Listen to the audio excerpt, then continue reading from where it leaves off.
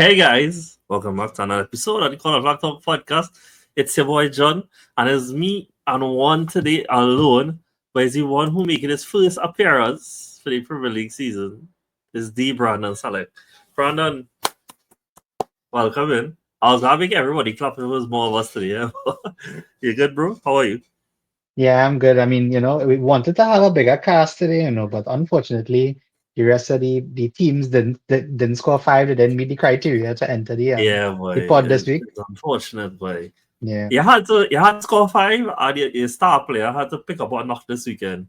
So true. unfortunately, that was very small criteria. But as Yeah, usual, boy. guys, It's you know sad, we're gonna go through. sad that Odegaard really got injured for it. Yeah.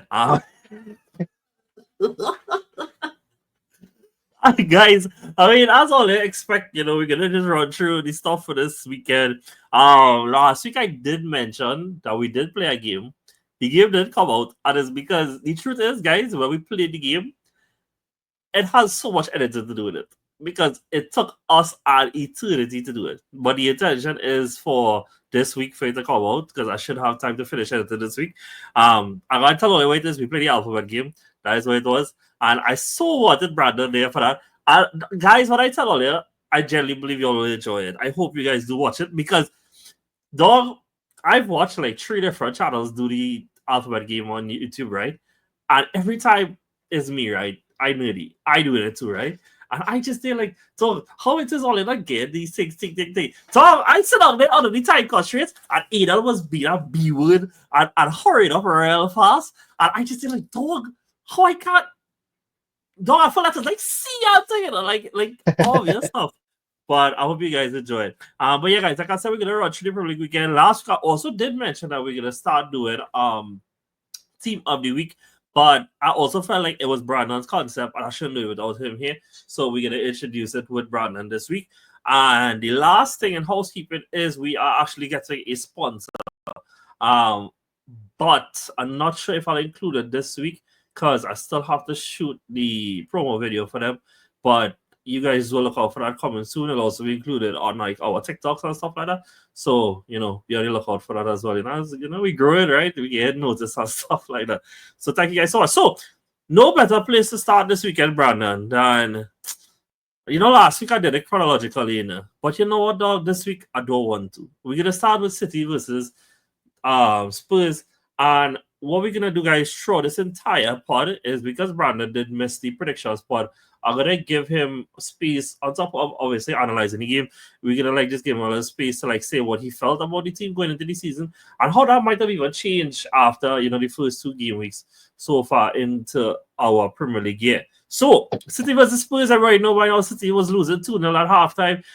Pep gave everybody the dream midfield. Well, not the dream midfield, obviously Rodri wasn't there. But essentially, what they were asking for, they were asking for Reinders and Chucky to play together. They were 2-0 long at the halftime. He wasted no time in reintroducing Bernardo Silva into the team. And unfortunately, nothing really changed after that. I thought it was a really strong performance by Thomas Frank. And I mean, like, going into the season, I had zero doubt about his coaching ability and what he would have turned around the Spurs team to do. It was more about if it is that they had the quality in the finals to make it count. And so far, Brendan Johnson scored this weekend. Like, he really does. This kind of song, I don't want to compare him to Sterling because Prime Sterling was great. But like how Sterling had that knack for a long time of being at the back post and getting those goals over and over, I find like Brendan Johnson, he does kind of have that knack as well. And we see it started even from last season. And obviously, Paulinho scored from a blunder from Trafford. So coming out of this game, Brandon, what did you think about the performance that you saw this weekend? From Spurs or from City? I mean, where you want to Anyone, start? anyone you want to start with? Let me go with Spurs first because obviously they won. So let me give Yeah, Frank his flowers. I feel a lot of people. There's been a lot of things said about Thomas Frank, like while he was at Brentford, because he was one of the managers that was touted for a lot of the big Yeah, jobs Hobbs. in Mhm. England if they ever came up. I know I wanted him at Chelsea at one time. So Yeah. I mean I think everybody is gonna be in for a big shock this season with them. I Hmm. mean City of all the teams that they have an excellent record against is City. which is just so Spurs. I don't even know how else to describe that. It is. It Yeah. is. And but I think they're gonna do a lot of good things this season. I think that he is able to recreate a lot of the good that he did at Brentford in the Spurs team. I see a lot of similarities between Mbeumo and Kudus already. I think the striker, like with Richarlison, I feel it might be very similar to what he did with Tony. And I mean, he's always been a very practical manager. He's always been very sound defensively. So I'm Yeah, not surprised at everything that I've seen so far. And I also think that they are missing a lot of players at the moment. So I they could only are. imagine what they might look like later down the line. But I think there aren't many negatives from what we've seen so far. It's only two games, and that's going to be a common thing we say throughout the entire pod because just two games. But I mean, yeah, Mhm. I think they've looked really good so far. I only have positive things to say for them. No, I was thinking, Brandon, we will obviously reach City too, right? But something I said going into the season about City that it was a caveat in the sense that I just didn't know how it was going to impact them, but was I don't have a better way to say it, but like the spiritual loss of KDB, him just no longer being there. He has a case for being the greatest player ever. Like that is the fact of it, you know. And up there with Silva and with Aguero and stuff like that. And even though last season, a season before, he wasn't at his physical best anymore, he was still there. And he still impacted games. He played so much in their run to get Champions League football at the end of last year. And even the season before, only when he came back is when they went on that undefeated run to go and win the league. And they lost him. But Spurs also lost somebody as well. They lost Heung Son. And it feels like if we are seeing that two teams have lost icons of their clubs in their own right, but one is moving on a lot better because we see our Spurs side that what is that Son brought? Son brought guaranteed goals, you know. But so far we are seeing players that are willing to pick up that mantle. Whereas with City, I still feel like that midfield presence and that midfield fear factor we don't know who's going to take up that yet.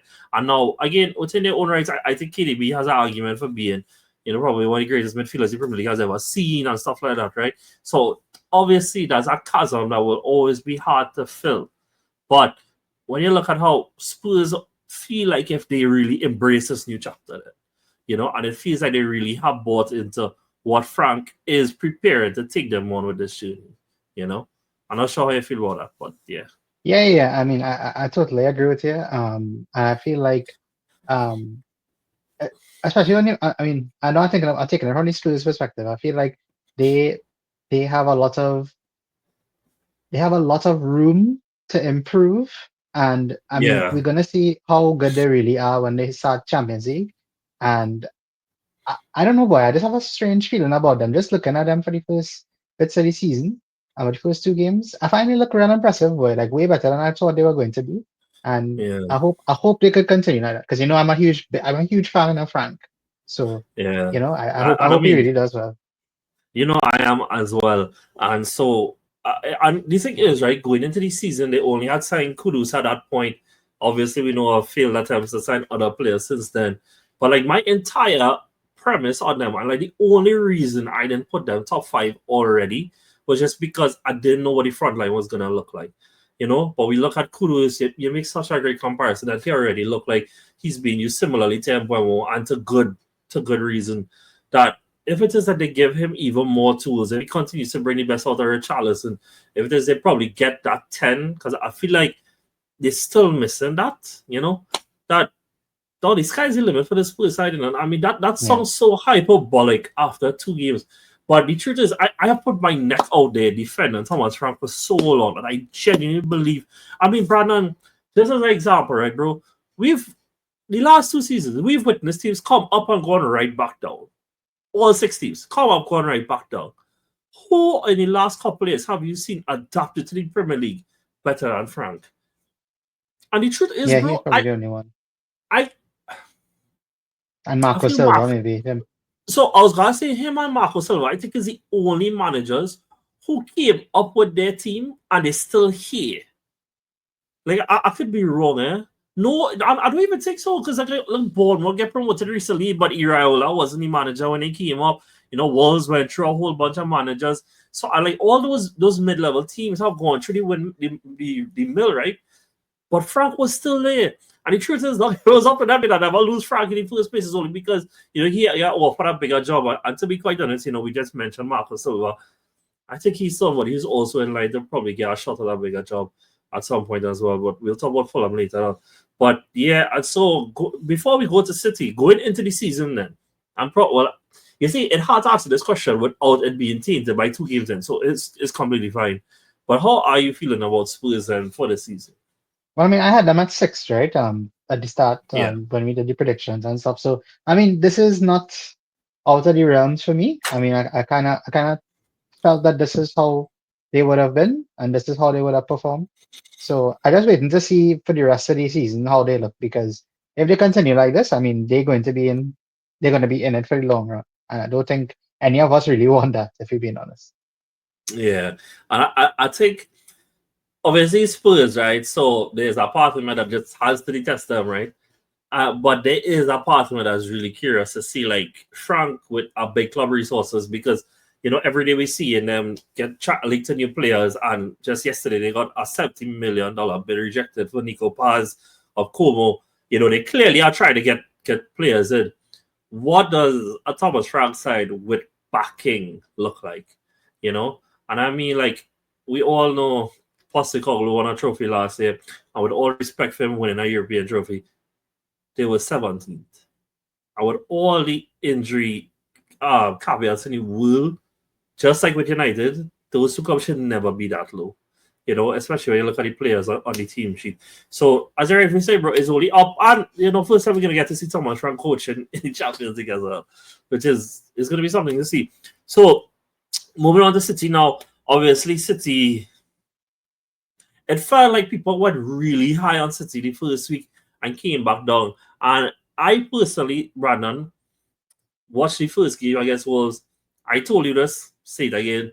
If we're going to have a 22nd team in this league, it would be Wolves right now. Triply, like, out of all the poorly performance sides that really was down there for me. And they still gave City trouble, even scored a goal. It was rightfully disallowed for offside. But it feels like that midfield is still leaving a lot to be desired. Obviously, Rodri's in there. There's a ball when you're talking about that is going to be a big miss. But he's coming off an ACL. And if it is that they are so dependent on him holding it down together again, I think that's a really big miss from Pep Guardiola and his team.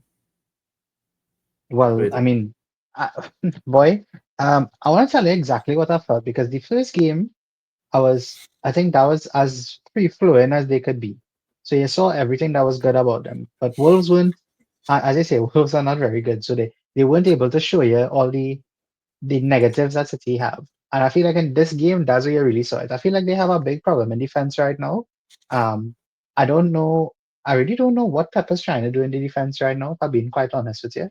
And the other thing is, I'm not sure what is their ideal what is the ideal starting 11? Like, I don't know Yeah. who We is don't know. gonna play where, and like, does Cherky fit into the starting 11? Does Foden fit into the starting 11? Can you really fit all these players that they've bought into the starting 11? We know Haaland is gonna play. We know that for sure. When Rodriguez fit, he's gonna play. Bernardo is captain, even though he was dropped at the weekend, which shocked me beyond belief. Oh my goodness, I Me couldn't too. believe he dropped. Yeah. Yeah, yeah, Yeah. captain being dropped. I mean, what a concept, captains being dropped. I mean, we'll get to that eventually.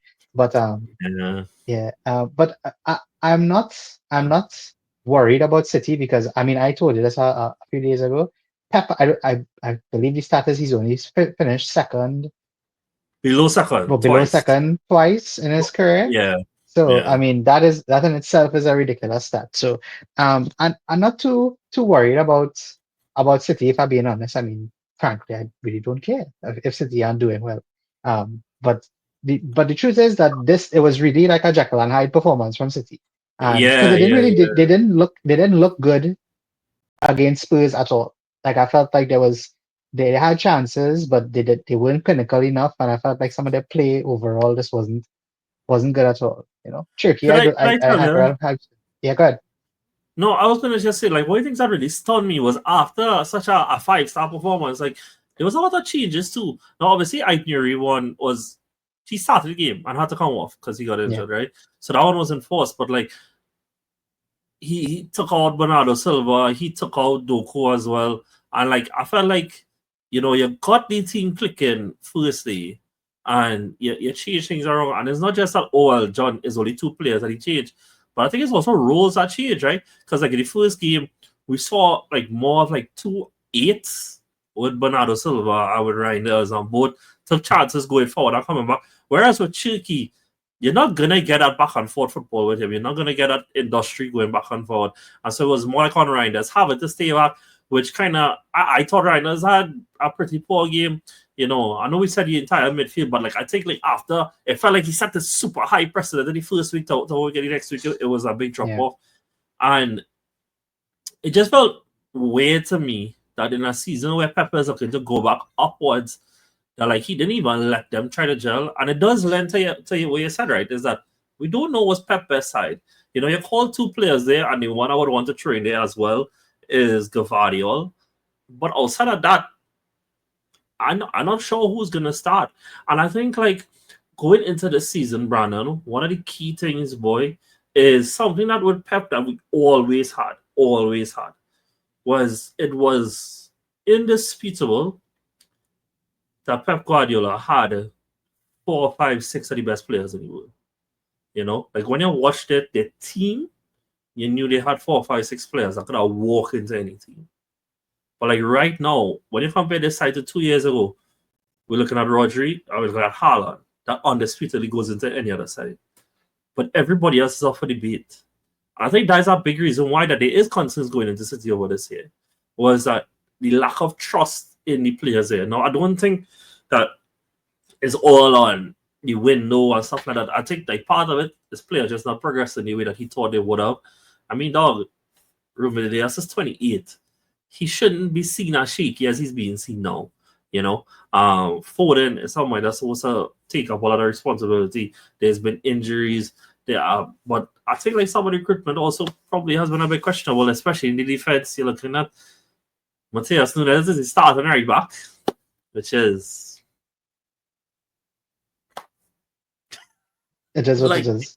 it's just like this. And I mean, I started to ramble here, but I do think that part of the reason that Pep had the bar set so high was because we knew that for years on end, it was multiple players that could have walked into every team. And it doesn't at the highest level, and it doesn't feel like that at this moment in time. But the thing is, though, I mean, while I agree with you, they have the potential to be something very great. Like Yeah, the all the ingredients are there. It's just that we're not seeing it. We're not seeing it right now. I mean, obviously Pep will have to tinker with it a bit, and he always does it. I mean, I don't know if you noticed. I found this out recently. In the second half of last season, City had the most points. yeah, Like in the they did. second, like that tip. I couldn't even believe that. That was crazy. And they played a game less than both Arsenal and Liverpool, and they had more points. I thought that was actually crazy. So I mean, once Pep figures out his best 11, I think after that we should be able to judge them a little better. Because right now I really don't know which direction they're going in. Because it's not a. Yeah, I don't think it's a. I still think there's a creativity issue though. me I think too. you would agree with that as well. And Yeah, I feel Pep needs to figure out what combination of players he has to play in order to get that creative element back into the team. Everything else I think is sorted. It's just he has to figure out who goes in at what time because he can't play Marmoush, Foden, Cherky, Reinders, Bernardo, Rodri. He can't play everybody at the same time. So he has to figure out what combination is best. And I think after that, then we should be worried because they have quality players. So I would be quite yeah. worried at that. And I think like one of the things that the hardest thing I think is to replicate, boy, and trust not believe anybody know me. I'll be front and center to be in line to hate on KDB. I have created the altar.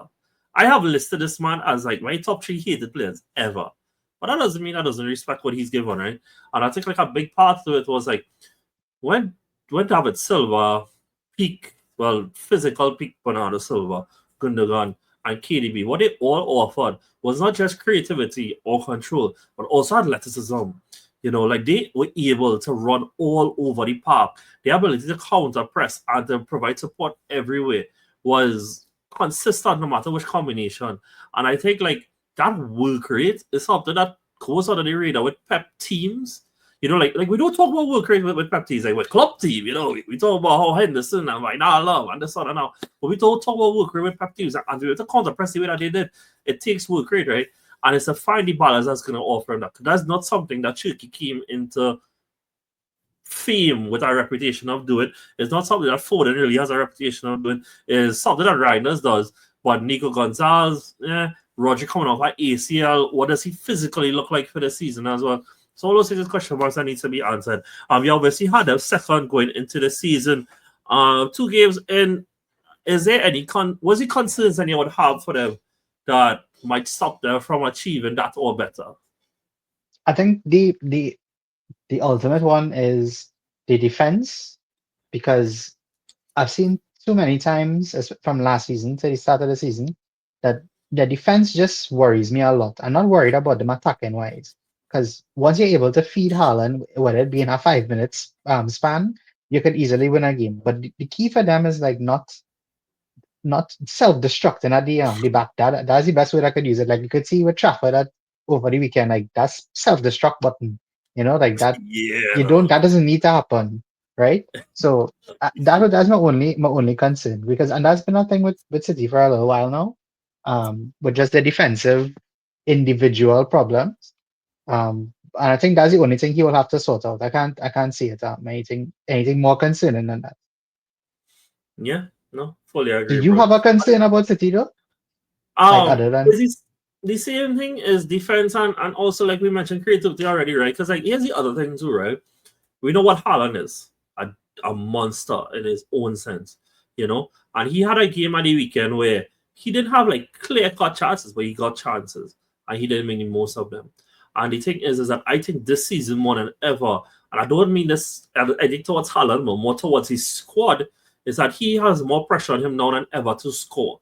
And it's just because of lack of alternatives around him that you could trust to score. Because like for a few years, he had Alvarez, and even going into last season, it was back of a Foden scoring 19 in the league, right? So it felt like we had various sources of goals within the squad. Whereas we still waited to see Marmoush convert that Bundesliga form into the Prem. We waited to see if Foden could rediscover that 1 out of 9 seasons he decided to be good. And so it is left to be seen as to where else is going to also pick up the slack for him in the days that he doesn't score. Because he's fantastic. He's going to score, but he's not going to score every single game. And so every single great team ever, whether it is Ronaldo, Messi, go back the road, there's games they don't score. They've all needed somebody to also pitch in. And it's yet to be seen who that second person is going to be. So as the season pan out, we'll see how it goes. So I said we're doing this team of the week thing, right? Who you want to put from now? It has to be an actual team, guys. So as we go through, it has to form a lineup. Whether it is like 3 defenders, 4 defenders, 4 midfielders, whatever it is, it has to form an actual lineup. I'll be real. I already done bookmark who my keeper is. It's Pickford, and I'm not yeah, fighting I that. had I It had has to be Pickford as Pickford. well. Right, cool. So that's done. But yeah, from this game, we'll go in and out. Each of us will pick one in and out. So who you want to pull from this game? Oh boy. Who your thoughts I really really want. stand up there? Yeah, I mean, I would love to put Richarlison, but I believe there are better forwards who could probably get into this team, because this is the Yeah. first time we're doing it, so I want to do it a little properly. I would want to put Romero, if I'm being very honest with you. I thought he had a monstrous game. I Oh, don't usually heap praise on Romero, but I really, really, really think he was excellent against City, and he had an excellent performance. The game was actually worth watching, because it he was. was playing so composed, like, there's so many Yeah. times where he's just be rash into the challenge, and he's a little Yeah. overzealous and everything, but I thought he was really composed. It was between him and Van de Ven, if I'm being honest, but I'll give it to Romero. No, but I love that you mentioned that too, right? Because you're right, At no point did Spurs feel out of control in the game, Even in periods that City had possession. But yeah, it's something to see develop with City going forward. So, keeping the ball rolling. Did your side score 5 goals this weekend? Because yours did, and mine did too. So we'll start with yours first. Chelsea won 5-1 at the weekend as the opener. Went behind, and I'll be real solid. The opener of that game would have been stressed. So I'm sure I probably had you a little stress, right? Like, what Yeah. is going on? got 1 point. It was 2-1 to West Ham. It was rightfully disallowed for offside. But then after that, only run away. They scored. João Pedro got his first Chelsea Premier League goal and also 2 assists to go along with it. I want to say Caicedo, Chalobah, Enzo. Who am I missing? Somebody else scored. Neto scored. Yeah, so And Estevao got his first Premier League start because of a Palmer miss. And I messaged you at halftime. You being a Chelsea fan, obviously just dismissed what I said. But I said, like, this is a huge win for Chelsea because they're doing it without Palmer. Like, we saw how Palmer turn up for you all in the Europa Conference League final, in the Club World Cup final. But, like, there's always going to be a reliance on your best players. And it's undoubtedly he's your best player. But to win games, even if it's against relegation fodder without your best player, is always really encouraging. So what did you take away most from this game? And I guess you can probably, well, I know we said we got to go 1-1 out, right? But I can't not let you choose your team of the player from your side. So you can probably talk about who you want to put as well when you're done. okay. Well, I don't want to stay too long on this one because I think West Ham were very poor. They look like one of the worst sides in the league right now. But the truth is that you had to beat I don't whoever is want to in say front of I don't you. want to say well sorry first, but Yeah, West Ham might be West Ham. Yeah, 32nd. nah, they look really bad. But you could only beat what's in front of you. And the truth is that I saw a lot of intent. I saw a lot of purpose in our play. I saw a lot of the patterns that we want to see. It was very encouraging to see Esteval play so well. In his first game, his first start in English football. I thought he Yeah, looked really good. He got himself an assist, so that's me very too. good. I thought Yeah. the lap didn't get on his score sheet, but I He thought he had should a have perfect scored game. though. Yeah, he should Esteban should have have, but scored. yeah, That one bother, yeah, and you know yeah. why bother I with don't me know why he first and took that touch, if foremost. I'm being honest with you. I don't know why he took that Yeah, touch. I really didn't want him to take a touch. Yeah, but like I said, the lap was, I thought he was really good. I thought he played the perfect strikers game for everybody else to succeed. His goals will yeah, come. That's fine. João Pedro was great. All the FPL people who have him in his team, I know they're very happy this week. Um, is there anything else to say about Chelsea, boy? I think we look pretty good. I think Tosin is very important to us. You're probably going to see that for the rest of the season as Caldwell is out. yeah, You'll see how boy. important he is. And yeah, I think that's about it. I also would like to say that I think Reece James' role is going to be huge this season. I know he's a captain and has a weird thing to say, but the fact that he probably is going to play, this might be a hot take because I was going to say this if I was on the prediction, but I think he's going to play the most games he's played in a long time. And I was even going to say Could be probably real 50, good though. I was going to say at least 40 games he will play this season, probably without injury, hopefully. So yeah, I don't think there's anything else to say about Chelsea. We look really good. We're kicking on from uh, from where we should have kicked on in the Club World Cup final, but nobody gave Palace any credit. So I mean, I'm gonna leave it there. No, you're right. We did not give Palace enough credit for what they did on the opening day, but you're right though. Who is your? I guess it has to be João Pedro, right? Like Oh yeah, yeah, 100%. Yeah, yeah, yeah. I think out of most matches we saw in this weekend, he's definitely up there. Like he had an excellent performance. If it wasn't for him, we don't win the game. So I think he yeah. was the most important player on the day for us. And I think he Um, deserves he deserves to be in the team. Going into the season, myself and Virgil did heap a lot of praise on João Pedro going into the season, and I really do believe what I said though is that I mean I the fact that the Brazil scored record is 15 more probably just says like it never had no great Brazilian goal scorers in the Premier League to really break that. But I really do think that there is scope for him to do that. And I mean, I think like a real cool facet of him is because he could play different roles, right? He can play behind the lap, he can play on top as well, and so he can add that dimension. But how key you think he's going to be for you all this season? I think he's gonna be very important for us. I don't know if he'll make the 15 because I just think the spread of the goals will be too much Yeah, for him to get 15. If he does get more than 15, though, I think that will be a very impressive for the season. I think me anything too. anything above 15, I think is very good.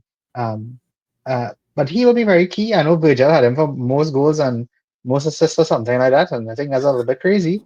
But But to be fair, I Virgil think had I only think a he's gonna be second good. place, I think, right? So Yeah, he the did. He Virgil did. So that kind of expectations lines was up. very high. He Yeah. did. Yeah, but I think he'll be very important, bro. I mean, like, he's a good player. Last thing before you move on is what places was Sam being relegated in? And what day is Potter being executed? Bro, we in what? We still in August, the international break is the middle of September. If he don't turn it around by October, I think that might be the end of it for him. But he has to do something quickly. He really does. And it I won't. think It, they have so many good players, boy. That's the thing. I just don't understand. no, but to me, like the good players around, as in like when you watch how that midfield operate, dog, it's so stodgy. Like there is, Yeah. and the team feels slow. Like Bowen is quick, but Bowen isn't fast. And so outside that, they play wing backs, they get pace out it. But like, dog, when your front three is Bowen, Fulcrum, and Paqueta, like. Yeah. But yeah. Cool, nice. Moving on. The other side that scored five this weekend is Arsenal. And look, dog, I mean, I know Saka picked up an injury this weekend. They said that he's out for 3-4 weeks. And tell Olia how good this weekend is. Truthfully, dog, I like it's fine, dog. You know, like it just is what it is. And boy, I have watched the game is the most important thing, yeah. And I'm not saying no, yeah. But like you know how much I wanted a Barry as at Arsenal. Like you know how I have been yearning and manifesting this for over 2 years now. How much I wanted him to come on Arsenal. And a huge part of it obviously is because of how good of a player he is. But because of how I knew it would complete this whole story for him of being rejected from Arsenal, being rejected from a bunch of clubs in London, building up his way through the ranks, being scoring every single round for Palace on their way to their first trophy ever, to then get a send off, to come back to the club that he wanted to come back to all these years. And I have soaked up every single bit of content, boy. And that with the fight and him being unveiled on the pitch, I think it was truly a really, really nice weekend. And obviously, the squad is rounding in. I mean, this has to be this is generally the greatest window I've ever been able to live through, and it doesn't seem like we stop when we get our left. It look like we left back. You hear me saying whole window that I was the side of left back. It seems like we getting one. And I mean, on the prediction spot, I did say that the left side is where I think Arsenal season will break down. And over the last week, it looks like we are addressing those two things with Eze and what looks like to be Piero Hincapié. But I could obviously glaze a lot of what happened this weekend, but going to the season, you had Arsenal third. And is there anything over the first two seasons or what they do in any window or even like twists and little changes you've seen them play that has changed how you perceive them going to the season? I mean, Eddie, as a signing alone, this changes my entire view of of the thing. So I mean, that alone is is a huge thing. I think Eze takes off a lot of pressure out of a lot of other players. Don't I say do that. have Say concerns. what you want to say. Say what you want to say. Say because I agree with it. Say what you really want to say. He takes pressure off Asaka because he Yeah. becomes the He does. other He key does. player that you know. I know we're gonna talk about Liverpool, right? And we're gonna praise Liverpool for being able to come back constantly. But and why can't they do that, Salik? Is because you rightfully say they have a bunch of X Factor players that all can pop up at different times. What has Arsenal missed over these last few years, bro? Is somebody besides Saka. When it's not Salah's day, it can be Kiesa's day. Today was Rio. Not gonna bother to try to pronounce our last name day. It could be Ekitike day. It could be Words day someday. You know, who outside of Saka day does it be? You know?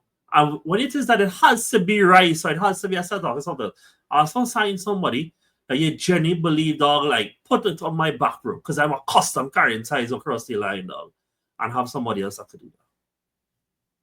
Yeah. I mean, I was gonna say that that I have a few concerns with him. But I assume they're going to be fixed because he has to be in the team. And Yeah, once you're able to get the best out of Eze, I feel that the rest of the team just goes up. That is what you call that is what you call that is a great signing overall. Like yeah. I said a few days ago as well.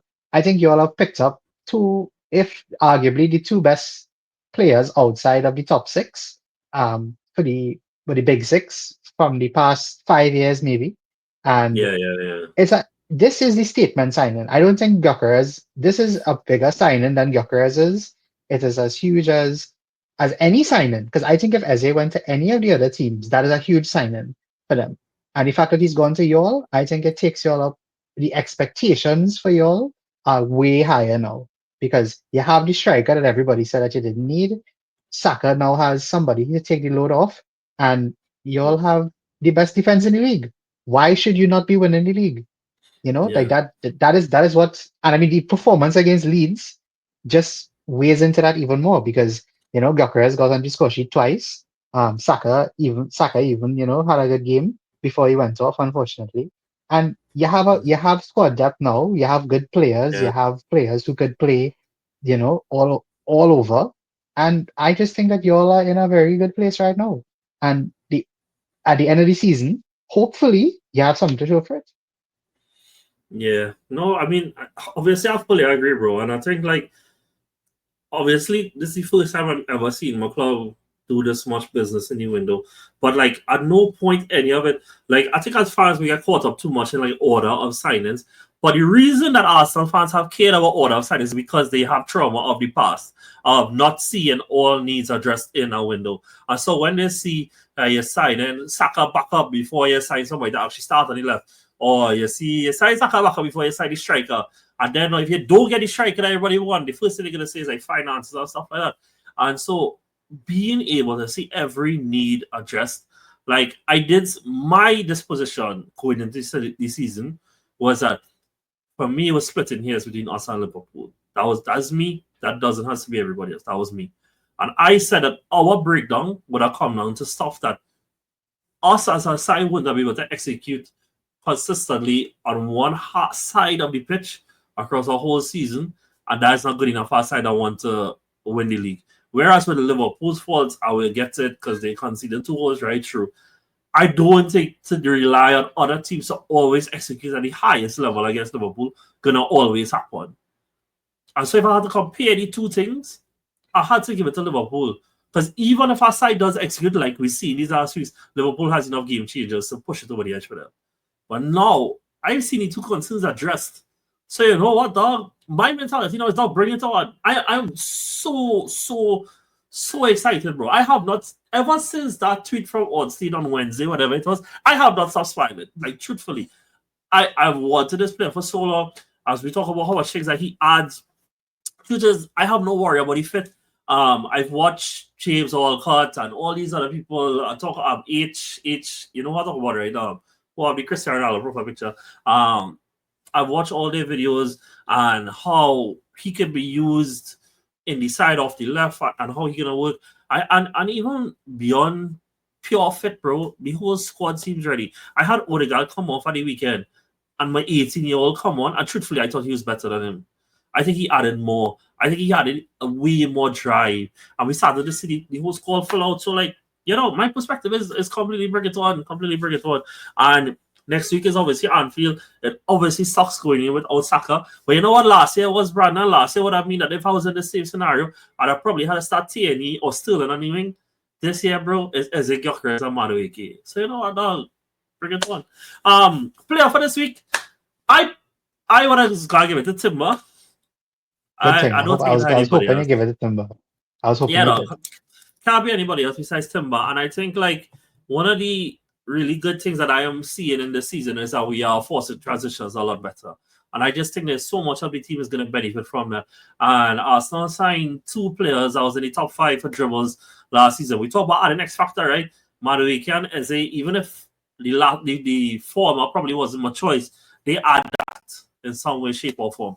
And when it is that you add that to a team that is trying to be more transitional, is only going to reap more goals. And Timber was a part of that in setting up Saka for his goals. So, yeah, we're going to get Timber down there. All right, cool. Before we talk about Liverpool and United, we're going to just knock out some of these sides real fast and get some players from them to put in our team of the week. So, first off, we had Bournemouth got their first win of the season at home to Wolves.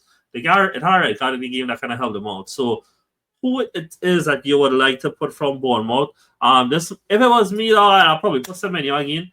But I feel like that probably been a bit biased given what he did in the first week as well. But he got the assist for Tavernier in this. Uh, yeah, I was gonna say because I'll be honest, I didn't get to watch a lot of the game because there were a lot of games going on at that time.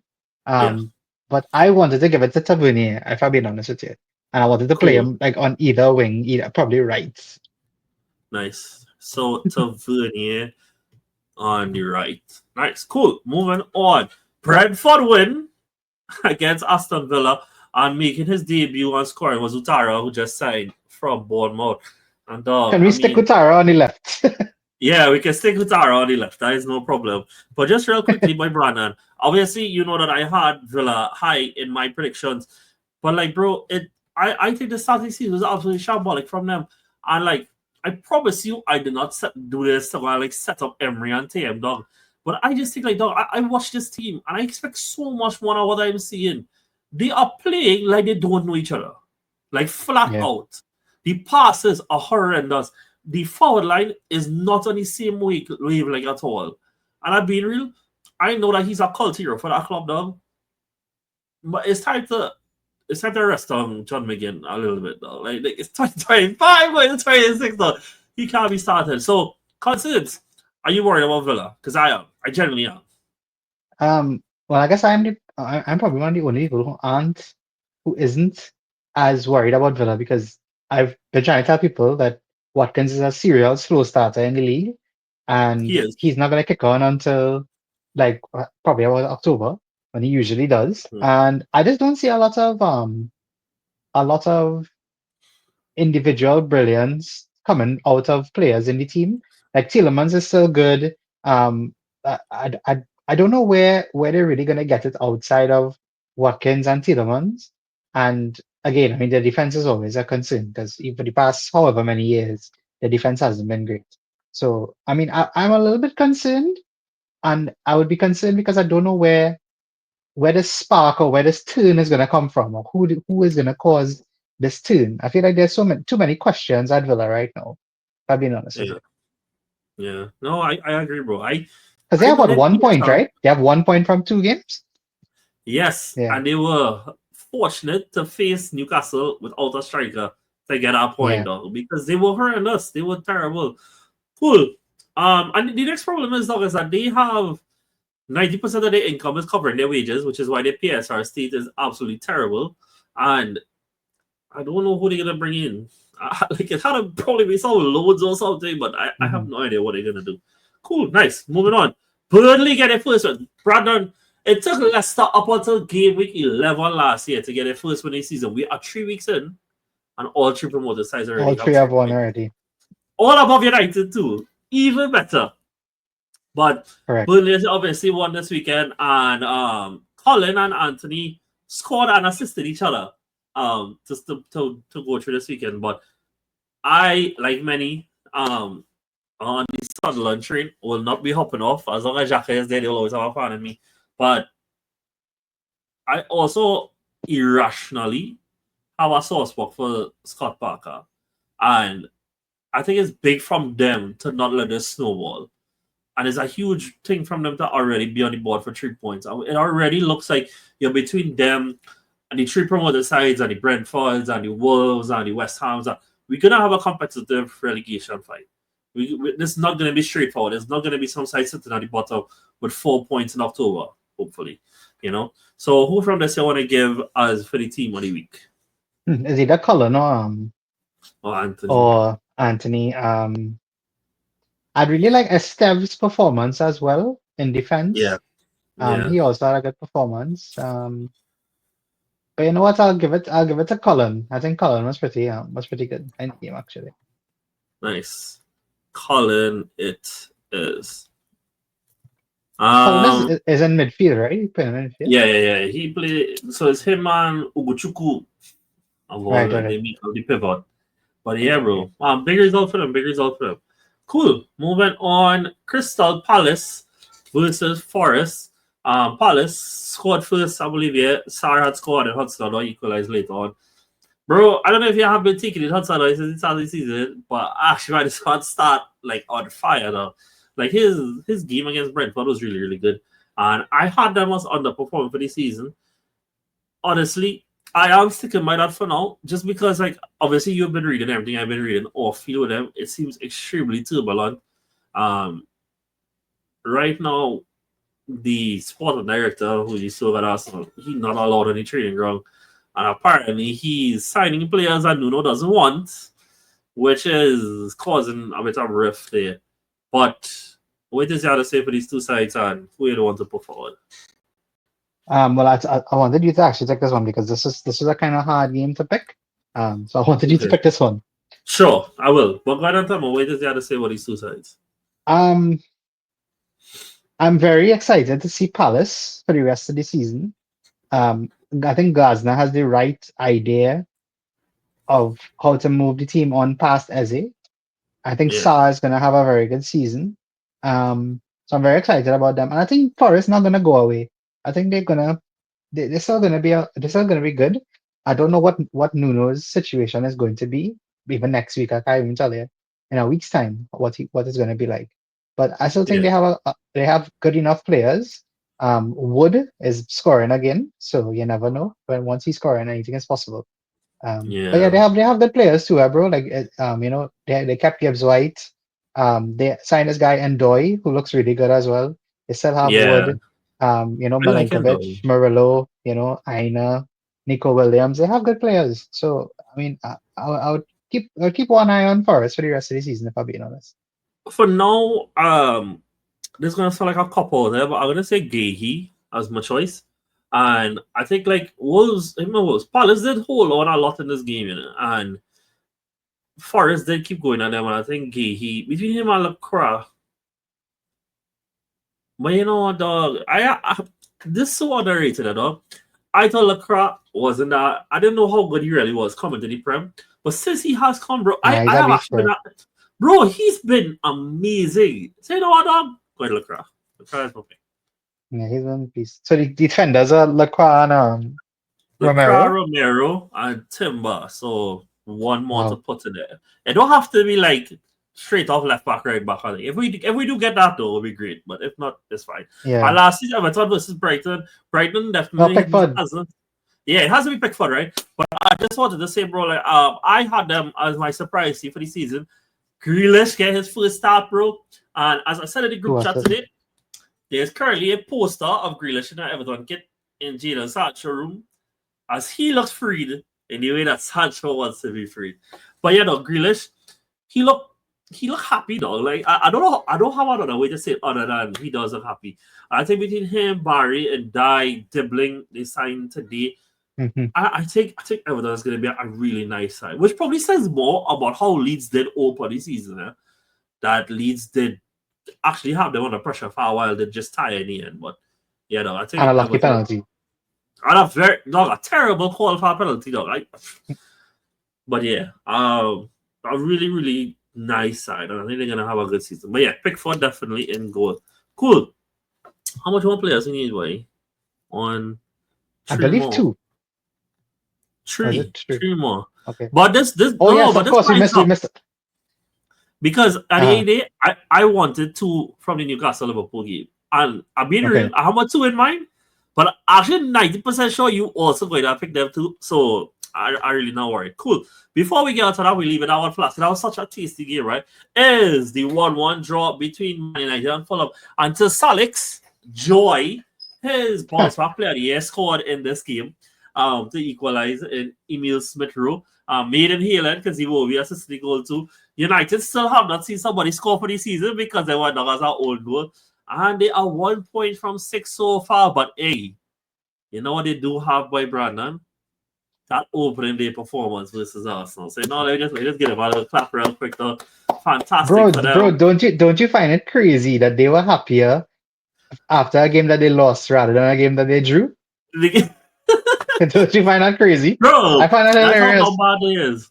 And for what it's worth, guys, Ruben Amorim is currently averaging a game. A game. No, he 29, has 29 games 29 played, games, 29 29 dugout points. appearances.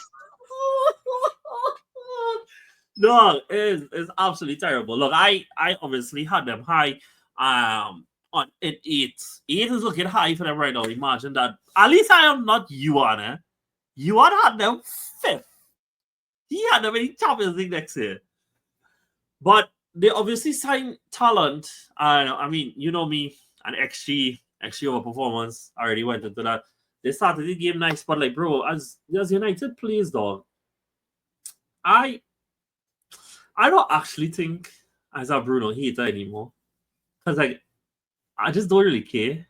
And in fact, actually, I've appreciated him over the last few years because I think he rounded out as a really nice player. But like only Ruben Amorim will watch one of the best attacking midfielders in the league because he is, and decided to try and force him to play in a double pivot. And on top of that, they just avoid their midfield entirely. Like their midfield empties out Brandon. And like Sasic and Berg and well, Smith when he came on, down them had their way in the midfield. And it's like what I mean, the kill said on the pod that they're building a side for after Ruben. But it doesn't look like we might have long to wait until this after Ruben does come to pass. Mhm. So yeah, no. We are, and I mean, though, this is our Fulham side. That's the only side in the league not to make a signing yet. And yet they look more competent than United. You know, obviously United got a penalty too, which is absolutely funny because apparently because he got bumped by the ref who just didn't see him there, he had to sky it afterwards to pay respect for not being told sorry. But yeah, we had to say about this game. Well, what you didn't mention, I mean, you talked about how I'm a surprise bounce back player scored the goal, but you also didn't mention that my surprise negative player of the season actually let him run into the box for free, and that was Bruno. So I Correct. mean, I think, and that's one of the points I want to make, right? This is why this is why I'm not a big fan of Amarim, and this is why I don't think that much of what he does it makes a lot of sense. When Bruno is at the top of the box, Bruno's natural instinct, because of the type of player that he is and the way he's played for the majority of his career, is not to look at who's running into the box. Is to anticipate the ball breaking for him to go the next way. So he's not worried about what player is running past him to get into the Yeah, box. yeah, You know, yeah, that's a yeah. that's not his natural inclination as a player. And some of the things that I find strange about Amarim, John, is that a lot of what he says doesn't align up with a lot of his actions. Like, how could you be so ruthless when it comes to Rashford Rashford. and Anthony and Garnacho, right? But when it comes to winning games, you can't take off a player who you even said in the interview after the game that didn't play well, and you recognize that he wasn't having a good game, and you just didn't take him off. So, how you can be ruthless with things like that, and then, when it actually matters in the game, you're not making those decisions. So, I think that's also some very strange boy, and I don't know, I still not, I'm not convinced by the system, I'm not convinced by the players playing in the Nobody is. system. Some players aren't getting minutes at all, like Kobe Minu hasn't played a minute this We're season. gonna get to that. I want to Yeah. talk about that just now. But Yeah. like, So, I mean, I'm not. And even if you take how his 29 games so far, right? If you use that as a marker for how much points they're going to get this season, that's less than 40 points. And that is, I mean, that's pretty lines up with where they finished last season. So if I was a United fan, I'd be quite worried, being quite dog, honest. I love my brand. I love that they decided to end the cycle of sacking on who's possibly the worst manager. They said I couldn't get worse than Ten Hag, bro. So they said I couldn't get worse than Ten Hag. So welcome, Dog, welcome to your life. dog. Like, dog, I saw people today, Brandon, today on Twitter justified Ruben in it. And hear them, eh? I wait to hear what they say with Ruben, eh? These men would have never survived Sir Alex Ferguson first few years. These men wanted to compare the greatest manager ever to Ruben. To Ruben. To Ruben, Yeah, who's averaging a whopping 29 points a game. yeah. No, who I has a mean, worse win rate ah, than Daniel Graham Warner. Potter Ah, bro. in slander? I just wanna also say, right? Like Long may continue. that too, deep down. But I just want, all I I hope we want. have no more lunch ladies to sack, and he have to stay, and he have to stay. And you know what? But Though next season they'll do real good in championship. okay, but hear this, right? And I want you to answer this to me because you Sure. also had, because remember, I had United lowest out of everybody, right? And some Yeah, of yeah, y'all yeah. had United quite high, right? So listen to this. So United are Yeah, one of good. two teams that have not scored a goal from a player of their team this season. The other one is Correct. Yeah. Wolves, right? And United And signed Villa. Wolves' top scorer And Villa. But yeah. and Villa, right? And United Yeah, yeah, signed Wolves' top scorer from last season, and Wolves yeah. haven't been able to score a goal, right? So they also didn't. I just don't understand. I just don't understand where I I don't know, boy. It's so frustrating, because I just don't like any of it. I don't like his tactics. I don't like this Yeah, sounds yeah, yeah. so targeted, but it's really not, because it's so frustrating to watch United sometimes. It Like is. I'm It watching the is. game and I'm like, I know the goal is coming. It is inevitably going to come, you know? Yeah. And and some players did play well on the day. Like I thought Euro played well, like they Yeah. still have the problems with the keeper and everything. But it's just I don't get him at all, and I don't know Yeah. when they're going to start a kickoff. Like, and what have you seen? And I guess this is what I would have asked everybody this as well. What have you seen outside of player quality to have them so That, high? Like you have them no, but seventh, right? That's 10. eight. That's like But 10. yeah. That's what, 8 places higher than they were last season. That's a lot of points. I want to say is eight. Okay, is eight. But no, you're right. You're right. It is. And you want to know what it is by Brandon? Is that I have seen United with worse quality players finish eighth, right? And that is what it is. Now, the truth is, though, I generally thought, like, I've watched United preseason results and they largely were, they didn't lose any, I think. Actually, I lied. They lost the one that they went the day after the season end to Asia, however it was. But like, outside of that, I think like when the actual preseason started, they didn't lose any game. And I just thought like as the team got more accustomed to the system and you add Cunha and you add Embuemo, and well, dog, honestly, I'm not referring to from Sesko because the first thing people are going to say is, oh, John, you want this Sesko. You can't be bitter now because I probably say that is not the place where you're coming from. But for now, I will leave it there. But you add Cunha and you add Embuemo, who had 35 goals combined last season in the Premier League. And even with some kind of regression, I thought that you add that to Bruno's quality, that like you would get goals. They're not just getting enough goals to scam their way across the line. And I've seen United scam their way to trophies even, and just play a quality their way to get one goal out of nothing. And I've seen Cunha single-handedly keep up Wolves. Wolves have less quality players than United. So, and to be fair, out of all three of the attackers, I think Cunha has started the best. He probably is unlucky not to score yet because he did hit the post, but you're right, bro. I don't think their platform well, and I think and leading into the minute talk is that like I think one of the most upsetting things to me, boy, and I even like United. In fact, again, front of the queue for KDB, I even more front of the queue for United, right? Is that like it had to be, boy, in your conversations and hiring this man that your best up and coming academy product had to be part of the conversation. At least I would think so. I think a sensible club would do that and ask how it is your plan to maximize somebody like Kobe Mine. And you cannot tell me that players like Ugati and admittedly I think Mount is get better, but like you can't tell me that these players are offering you more than somebody who was scoring winners in FA Cup finals and was end up forcing his way into the England team and all these other things.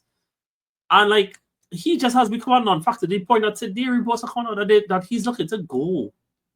Like it's and I don't think any player is bigger than a club or whatever. But you're really telling me that essentially club is going to choose Ruben's system over Kobe? And I am so sorry though, but I don't think there's enough there to believe that is worth it. Truthfully. And like, there was linked to Baleba, right? So I being so real, I think Baleba is super talented though. I still think he's raw in a lot of ways, but I think he's super talented. But like, I do not. We don't talk about the midfield is non-existent. I don't think he was gonna come in and solve these problems that we're seeing. He got all of a sudden dictate from deep. He all of a sudden going to mark every run and I'm going to run through that midfield. He all of a sudden go in and find men in the box and stuff like. So he gonna be one man midfielder. Like I just though. It does not feel like the players have been platform. And the thing is, right, even if you're wedded to this back three thing, I think there are ways that you can have started this back three to be way more conducive to the team. Like, example, right? And I don't mean to put him in the same conversation as somebody as Inzaghi, because Inzaghi is one of the best coaches in the world, full stop, right? Inzaghi just set up with that midfield three. At last year, he did not play three in midfield. But when he reached Inter, he realized the team that he had and started to play three in midfield. Why it is that you can't actually play three in midfield and try to play split strikers between Cunha and Mbeumo? Why it is that you can't find a way to get a three in midfield to work so that mine you could play alongside Bruno and a defensive midfield or something? Why it is that you so wedded to this that you'll watch your team be eviscerated in midfield every single game? And I know you have your problems with many managers, the league, mine included, but like I've never ever seen somebody so absolutely wedded to a system. Forget philosophy now, a system that no matter how much points he drops, he would not change. And that to me is actually the mark of why dog, you know what, he's just not a good manager, boy. Because no actual good manager does not find a way to adapt even if it means sacrificing the system to get points so that they can survive and see next week. I remember when we started to play charity back football to be able to see our way through. I've seen Maresca even adapt in ways in playing players all over the place. We've seen Pep change system. We've seen Klopp change system. Who is Amorim? Who is Amorim? But we here. And the club is actively saying because they fed up Sackman, we're going to choose him over probably the best academy product they've had since Rashford. If I had to guess how much I think it's shots, I believe. How much shots Mbeumo had in the game on the weekend? How much do you think I it is? know, I know it is. I know it is. Well, And it, why don't tell the listeners what it is? and well, we had zero shots at the weekend. 20 And goals in truthfully, the league last season, bro. yeah. But and the thing, last week, I said, I thought Cunha was the only one that I thought would look really, really good. I didn't actually find Mbeumo had look all that. But if it is that you making these very talented players look that bad, it's But good to John, some. another thing too, boy, and I feel like this is something that I don't know because this is something that we all discussed on the pod when we did the United video, the rebuild, and Dekil said this on the thing, and I don't think we deeped it at the time. He said that Mbeumo, we were under the impression that Ahmad was going to play right wing back, right? That's what he said when we were doing it, right? And after watching the game today, because Ahmad didn't really play right wing back last season. He played more advanced, like more like a 10 right Yeah, wing yeah, kind yeah, of thing, right? And he was kind of interchanging playing right wing back and going forward, right? But now he's strictly playing right wing back, and because Mbeumo is playing in front of him, and he doesn't look the same. Like he just doesn't look as good. And the alternative to Ahmad is Dalo, unfortunately. And I just feel like he's creating so many problems that can be avoided if he just makes the hard decisions that he has to make. if he just be a coach, if he just Yeah, like I, actually is I I a find I coach, find it so strange, boy. Like I always people always talk about the system and whatever, right? I don't think as a Chelsea fan, I know what the system, what changing the whole club for our system is like, because we played yeah, so yeah, many, right? And yeah, yeah, yeah, if you compare Amarim to Sari, it's like night and day, bro. Like he had a system. He did the same substitution for an entire season, right? Because it was all about the system. But the yeah, yeah, system worked, and we used to win, and we won a trophy. That is the difference yeah. between what is going on here and what's going on there. Like, if the system is not working, it probably has to change. And clearly, the players can't play the system, which is something we talked about from the start Look, about when he was first coming to the club. obviously I want us to move off of this, right, and start and go on the Liverpool game Yeah, and we can wrap up after that. But I think another red flag too is watching United's best attackers, like the two best forwards that they had in Ahmad and Rashford, and decided that one just completely not good enough, and the other one should be a wing back. Like you watch that man be your best attacker, score away to City and things, score. I think he had a hat trick against Southampton, if I'm not mistaken. And like they decided, you know what, bro, you should be a wing back. Like I don't know, boy, something missing there. Like something mentally missing there, and he he said I don't want to say things like this, you know, but he strikes me as a very weak personality as a coach.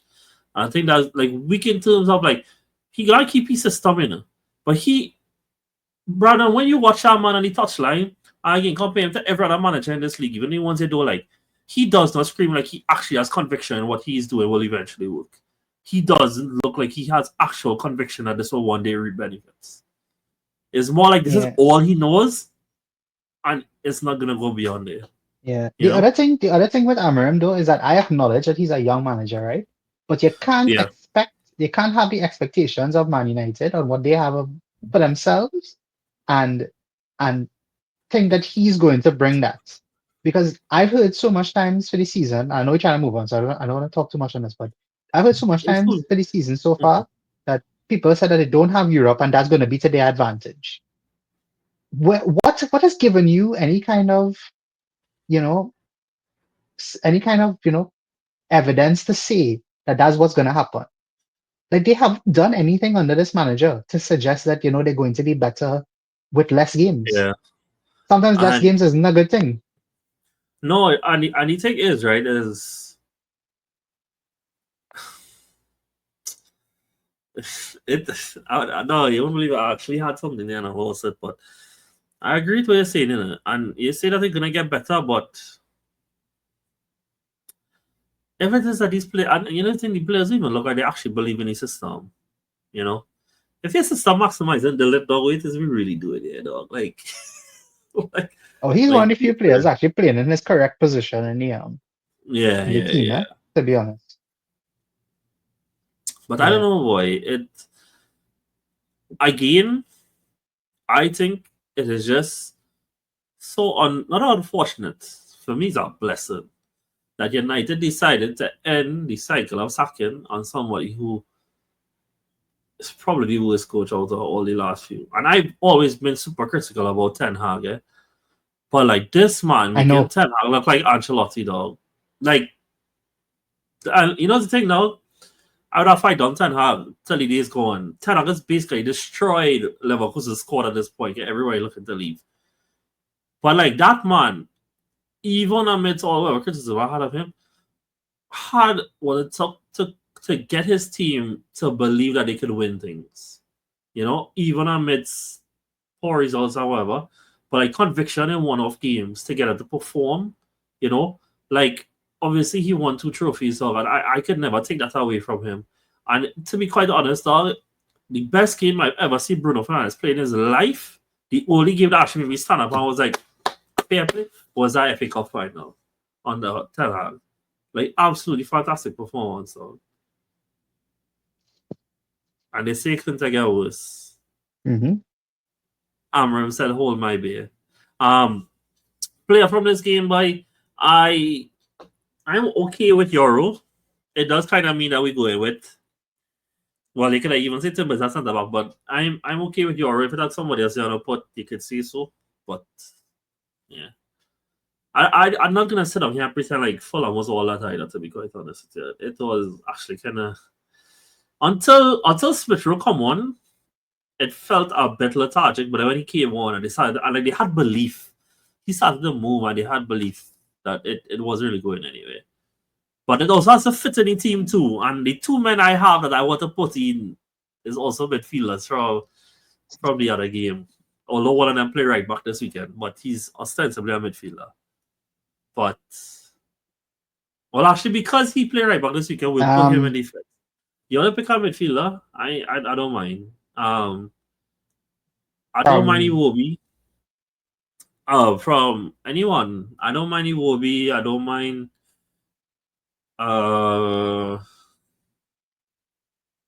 Yeah, I guess pretty Iwobi, Central. no. I thought Iwobi was pretty good. I thought, Actually, I think Lukic was real good too. Actually, so between the two of them, I love you over there, so I there for you over.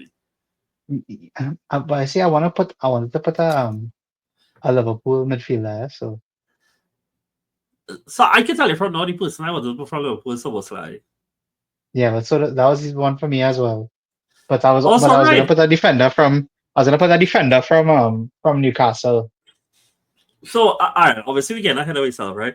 But Yeah, mine yeah, yeah. too was Sobosai and Bruno Guimaraes stuff. I thought that was an Oh, okay. absolute captain's performance from that man, dog. Yeah. To Well, drag them back. well, you Well, see, I think, I was hoping we didn't have the same thing because it was because Bruno G was really good, but I thought Livermento was yeah, exceptional today. Like I I thought thought him he and was Bird amazing. was real good, yeah. Yeah, I thought he was real good today, especially when they went down to 10.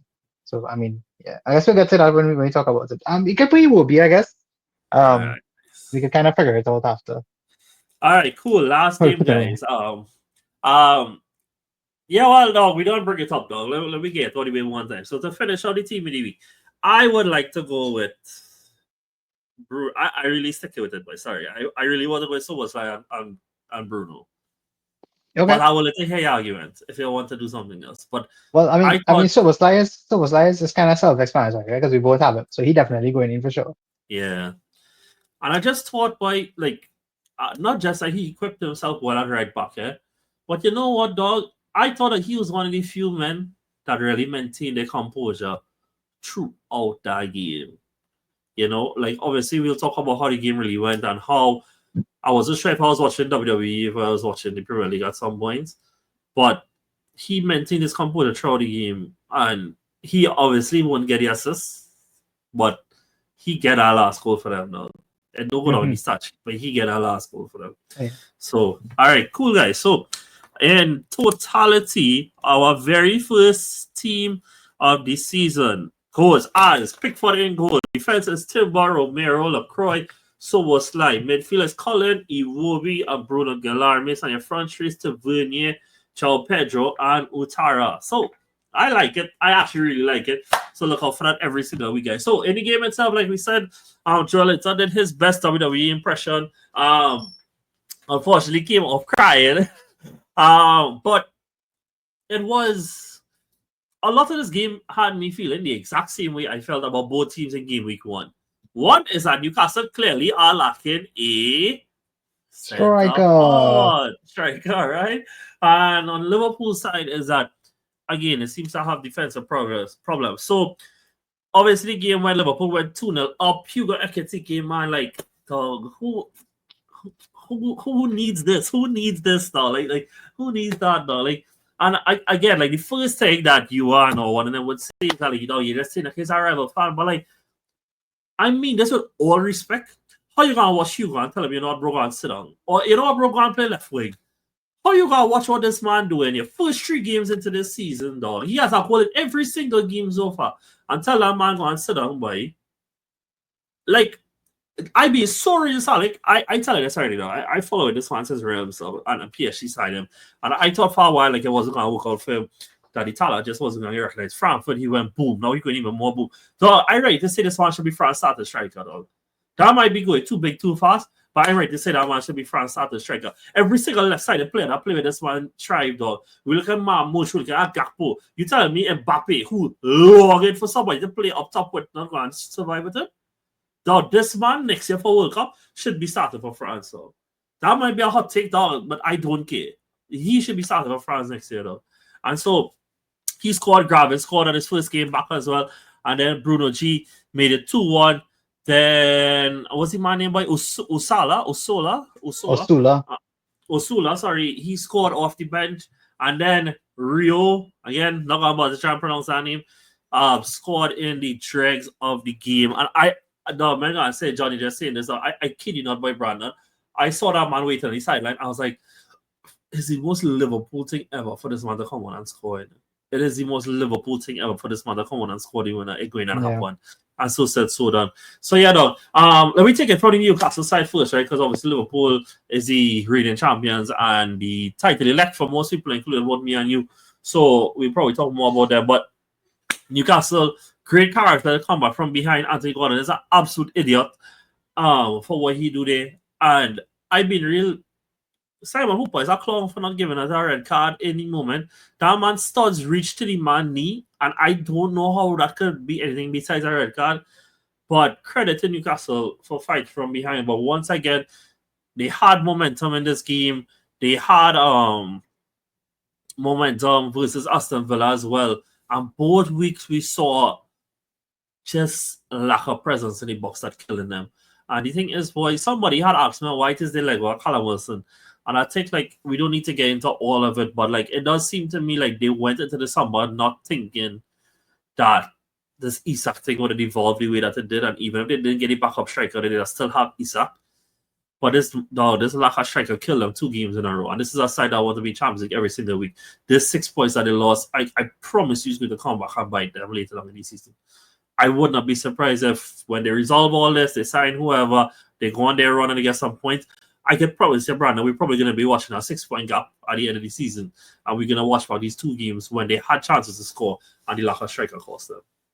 Yeah, I totally agree with you, bro. And the fact that that Gordon got himself sent off, I mean, that only makes it even more difficult because he's going to be out for 3 games now. So you have Osula who will come in, who doesn't have a lot of experience playing in the team. You have Barnes, like that's pretty much it. They have Ilanga as well. I mean, they have players. It's just that real lethal striker that we know that they have is not there. And I Yeah. mean, I think everybody's assumption of Newcastle was with Isak. I think nearly everybody's assumption was with Isak this season. And for them, it's going to be a long season because, I mean, I don't know where you're gonna be asking a lot of the rest of the team. And I just don't, I've told you this for even when they had players from before. Like, I don't think Mhm. their depth and quality is there. Yeah. And because they have numbers, it's just that the quality isn't there. I think that is what will trip them up probably in the end. But they really need to get this resolved. Like this whole Isaac situation is probably it's so So embarrassing. So the thing is, right, Brian, obviously we didn't have you on the preview, right? So why we don't get what is that you think about this whole entire Isak situation? I mean, from my read on it, obviously he put the statement about promises not being kept. Yeah, From what I read from Ornstein and listening to the Athletic Pods and stuff, it sounds like he was promised a very big contract at some point. And what it looks like is the people who promised that contract no longer there. And the club thought, well, we're not the ones that promised it, we don't need to follow it through. And as a yeah. result, it has devolved into what it is. But you already know my thoughts. I don't necessarily believe that he should be staying away from the team. I don't think the behavior is warranted. I think there are times that the behavior is because I do think there's plenty of clubs take advantage of players. But for me personally, I don't necessarily think that this is one. Yeah, I don't think the way I don't think the way that either party, being him and Newcastle, I don't think either of them have dealt with this very well. Um, Mm-hmm, I'm kind of old school about this, John, because I mm-hmm, think if what I would have liked to see Isaac do is to continue to play, show his worth on the pitch, right? So that he could show the Newcastle board like, hey, listen, I am asking you for this and I am performing like this. This is why mm-hmm, you should give me this. Like instead of hiding behind no games and not coming out and putting out statements and stuff. I mean, mm-hmm. I personally don't like that. I mean, like I know it happens for many players and some players it would be necessary due to the situation. But I mean, we're talking about a player who, he I believe the Carabao was his first Trophy. Mm-hmm. Yeah, trophy correct. in his career. I We're talking don't about think he this. went on with Dortmund, but yeah, I think that's his Yeah. first. So, like that's what we're talking about right now. And I mean, I love Isaac. I love him as a player, but I mean, it's just there are ways to do things, and I'm not saying that he is right or wrong. And I'm not saying that Newcastle is right or wrong, but it's just looking really bad. Like to somebody who's not a Newcastle fan, I am kind of sick of it.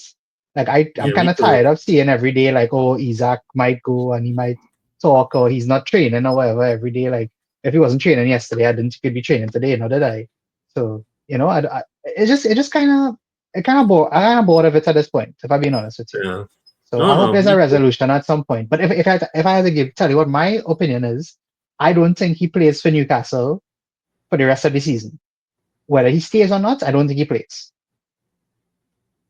I already said one mine is I think he can stay. I think new contract. I think he get a pay bump. I don't think they extend him. He get a pay bump, but in new contract he'll get a release clause that he should have had at the beginning, right? Because I said this before, and I do not mean to be disrespectful to Newcastle. They literally won a trophy Morrison on my side, but you were 10th place when you signed him. He was always considered as somebody as a top talent. You cannot tell me as somebody who was scouted by many clubs, including Arsenal and Chelsea and City at the time, that you don't pay release clause in your contract. That you signed a 6-year deal with 10th place Newcastle and don't have a way out after 2, 3, 4 years. That is poor on your manager, on your agent, sorry. And I don't think that the price Newcastle are asking in this market is wrong. 130 million for one top 5 arguable centre forwards in the world with 3 years left on his deal. Like we watch the fees men going for every day, Brandon. 130 million really that out there? I don't think so. Okay, but And let me it's ask you something, right? Because I sure. I thought about the same thing, right? If let's say they bid what they ask for him, right? And let's just say they bid 10 million over that. Do you really think they'll accept it? Because I think they'll Uh, reject it regardless. yeah, I don't think no they would. But So you see I that, that think that's they that's my thing no on it too no. now. Like But Newcastle also they're not they're blameless not and all of this now. right, and I agree with that. But I think before he put out the statement, I think they would have. I think since he put his statement and make them look bad and painted a bad picture of them, after they like dig their heels in, I was like, yeah, dog, Hmm. no matter what, he not going. But I think he plays in it. I think no, he has a World Cup That's here it, boy. and it's Champions League football. And this again, this might have to go to anything, but kind of thing, yeah. But I think that he'll also put a clause in specifically for the 2 big clubs in La Liga and for him to be able to go there next year. Because I think Lewa eventually is not Lewa. It seems timeless, but he's human like most other footballers. He will run out eventually, and we're not going to talk about Madrid today because of how much time we spent already. But like Madrid still look like they may need a centre forward. I was talking to a Real Madrid fan today, and he said that even though he scored 3 goals, you can still see the lack of presence in the box and everybody waiting outside the box. And yeah, no, I think when you look at how Isak has helped bring the best out of Anthony Gordon, so imagine Mbappe playing off of Isak, though, and what that kind of damage them could do together. But yeah, Hmm. Funny City, enough, I think Isaac would do better at Atletico than Barca or Real. yeah, but the prestige just said there, boy. Like sadly, like obviously, again, and let's go win league titles more recently than I have seen. But at the end, it's Barca and Real, like they have the name to go with it. All right, cool. So Liverpool now, and after this, guys, we'll wrap up. Thank you guys for being here so long. This is obviously they came back again to win after Trina. We had 2-goal lead again. So far for this season, Brandon, we have Liverpool obviously lost the Carabao Cup. Where in that game they conceded 2.12 xg. Then we had against Bournemouth last week where they conceded You mean the 1.91 Community xg. Shield, right? What I say? Carabao Cup. You said I might Carabao Cup. make it chill. My Okay, bad, okay, yeah. confused. 1.91 to Bournemouth, and then today they conceded 1.42. In all three of those games for context, they created 0.66 today. They created 2.37 against Bournemouth. I mean, they really did create a whole bunch against Bournemouth, just didn't take them all. And then against Palace, it was 1.01. And so they're obviously making the most of the chances, which is not surprising. Again, we're looking at Gakpo, Ekitike, Salah, and like Verts even hit fire yet. Imagine when he does, right? But I tell you, the back He door, ain't if even not, they didn't even pour him any grill yet, bro. Forget yeah, catch fire. They didn't put him any grill yet. no, they keep him frozen in chamber, dog. They play with that Bro, crowd them chamber like them LeBron. cool them cool still in the bag, bro. But like, I know even Salah hasn't really gotten going yet. Like Salah, being And he's still doing Salah better is than Woods. getting goals and assists. But like they say, like Salah has been playing really well yet. He hasn't yet. But my point is like, but is he back door? That is obviously of some concern. Now, things that I would like to note is that, first of all, the title with the midfield last year has not played together this year. Graven, McAllister, and Soboslai. And I think that there is a balance issue there, that those three had a good balance together that I don't think would ever be refound with Woods, being candid. But they have to find other ways around it then, because it's Woods, right? And then the other thing I would say is like there has been chopping and changing around the fullbacks in particular. I mean, we didn't even get to see Frimpong this week, right? But you have said, what does conceded to matter if he could score 3? And then once Exactly. again happened this week. So talk about Liverpool now. Yeah, if you look at the goals they conceded today, right, it have nothing to do with counter attacks at all. Like Yeah, it's two the set Osula piece. goal is a route one kick from the keeper. Like that have nothing to do with Yeah, counter attacks. So I yeah. mean, I also think Konate has been poor in the first 2 games of the season, very Yes, poor, bro. Oh my actually. god. Yeah, like he's Yeah, been very, dog. very, very poor. I think any objective Liverpool fan will also tell you that Konate has been very poor. Uh, and on the flip side, I think Virgil has been very, very good Oh, over the past two dog. games. Like, this Yeah, the sky blasting is blue, bad, sky dog. is blue, Like, the Pope is Catholic. no, but Virgil was like, good. this is why I said what I said on the prediction pod, right? Is that if Liverpool gonna win this title, it's gonna like I know saying fan like when PFA like it's like yeah, well sure they're gonna give a defender it, right? Because it only has happened a few times, but like dog, for them to win this title, it's gonna take Virgil having another year that he going and had a hole it down, and Yeah, so far, bro, like he's risen it. yeah, and the and I finally I'm so glad I make it onto the pod finally, so I could actually say things that nobody wanted to say because everybody was so high and giddy. Um, the Kirkes thing this has always been a concern. I don't know Yeah, why everybody thought that him moving to Liverpool means that he's no longer going to be defensively suspect. Because he has been yeah, defensively suspect and he looks yeah, defensively suspect at Liverpool. So I yeah. mean, like I've always said that his attacking is great.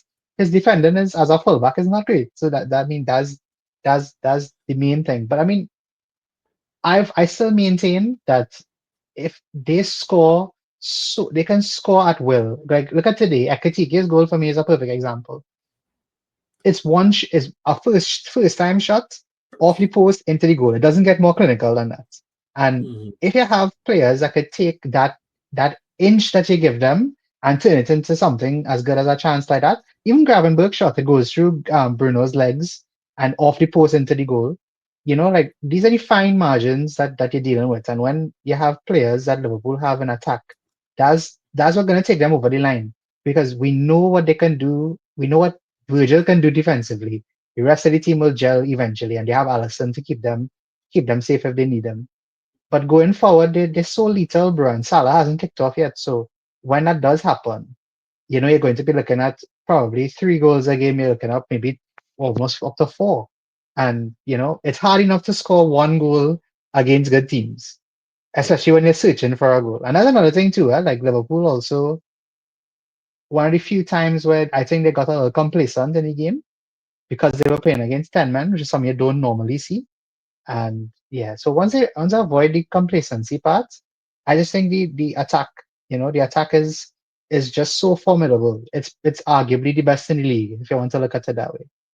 So yeah. once they have that and once they figure out the defensive stuff, they should be fine. They should be.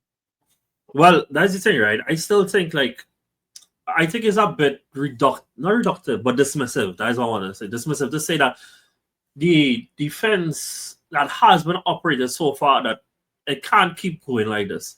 Like I don't think conceding nearly 2 extra chances. And the thing is, right, they've done that against Bournemouth, who've had this side dismantled. Now, obviously, they kept most of the attackers, right? But they've had this side dismantled and still managed to generate so much. They've done that against a Newcastle side that that had 10 men and for half and stuff like that.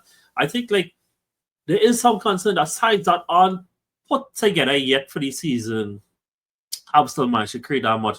But as I said, it just can't continue. Like I think you're rightfully pointed out, bro. I think Konate level at the start of the season has been like shockingly low. And this is somebody that generally I'm fairly high on because I do think that he has been a really good foil next to Virgil, but I don't know if it's because it's a contract here. I don't know if it's because there's rumors that he's coming in. You never know how these things play on a player's mind. But there's obviously a lot of shuffle there in both him, his long-term future there, shuffle at the fullbacks, and then like we said, there's a rejig of the midfield. And so we just kind of see how that continues to play out. And obviously next week is Liverpool versus Arsenal. So Huge. that is huge, bro. And I'll be lying to say that I'm not looking forward to it. Salah, last thing we're going to say here, and then we can look to get out of here, is that obviously he gets assist for the last goal. But I've said this before, that I don't think that he's going to score and assist the same amount as last season. And I don't even mean that in a bad way.